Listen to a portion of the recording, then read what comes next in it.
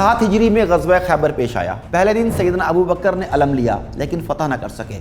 دوسرے دن پھر یہی ہوا، لوگ بہت تھک چکے تھے۔ سیدنا رسول کریم نے فرمایا کل میں ایسے شخص کو جھنڈا دوں گا وہ فتح کر کے لوٹے گا۔ دوسرے دن صبح کو سیدنا رسول کریم نے فجر کی نماز پڑھ کر علم منگوایا، پھر سیدنا علی رضی اللہ تعالی عنہ کو طلب فرمایا۔ ان کو آشوب چشم کی شکایت تھی۔ سیدنا رسول کریم نے لعاب دہن لگا کر انہیں لڑائی کا علم مرحمت فرمایا اور پھر انہی کے ہاتھوں خیبر فتح ہوا۔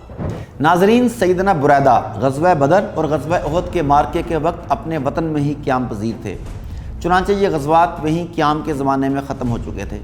غالباً 6 ہجری یا اس سے کچھ پہلے سیدنا بریدہ نے ہجرت مدینہ کا شرف حاصل کیا۔ 7 ہجری میں غزوہ خیبر پیش آیا۔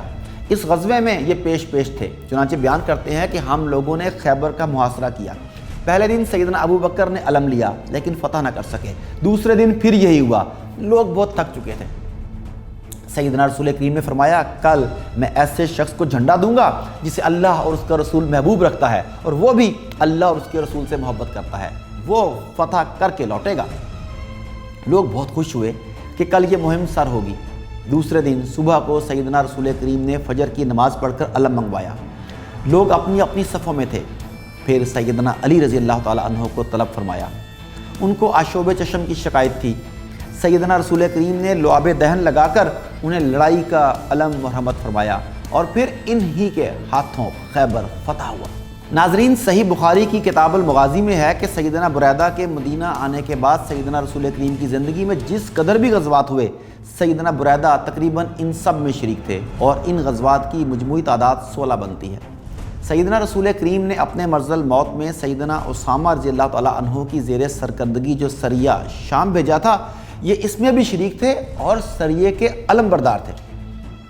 سیدنا رسول کریم کی زندگی بھر دیار حبیب میں رہے۔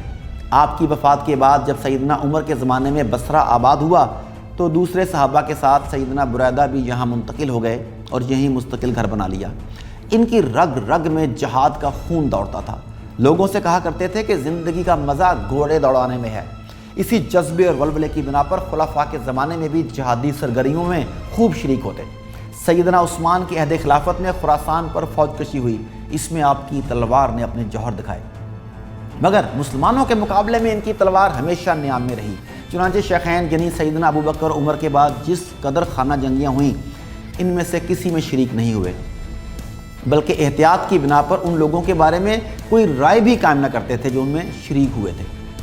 یہ تھی ان کی احتیاط اور محبت۔ ناظرین، ایک شخص نے سیدنا علی رضی اللہ تعالیٰ عنہ، سیدنا عثمان غنی رضی اللہ تعالیٰ عنہ، سیدنا طلحہ اور سیدنا زبیر رضی اللہ تعالیٰ عنہم کے بارے میں سیدنا بریدہ کی رائے معلوم کرنے کے لیے ان کے سامنے ان بزرگوں کا تذکرہ کیا تو سیدنا بریدہ فوراً قبلہ رو ہو کر دست بدعا ہو گئے کہ اللہ علی رضی اللہ تعالیٰ عنہ کی مغفرت فرما، عثمان رضی اللہ تعالیٰ عنہ کی مغفرت فرما، زبیر رضی اللہ تعالیٰ عنہ کی مغفرت فرما۔ پھر اس شخص سے مخاطب ہو کر کہا کہ تو مجھ کو میرا قاتل معلوم ہوتا ہے۔ اس نے کہا میں قاتل کیوں ہونے لگا؟ سیدنا بریدہ نے جواباً کہا کہ اس استفسار سے میرا مقصد یہ تھا کہ ان لوگوں کا معاملہ اللہ کے ہاتھ میں ہے، اگر وہ چاہے گا تو ان کی نیکیوں کے بدلے بخش دے گا اور اگر چاہے گا تو ان کی غلطیوں کی سزا میں عذاب دے گا۔ میں ان کے بارے میں اپنی رائے کیوں قائم کروں اور کیوں خود کو ہلاک کروں؟ ہمیں بھی احتیاط کرنی چاہیے۔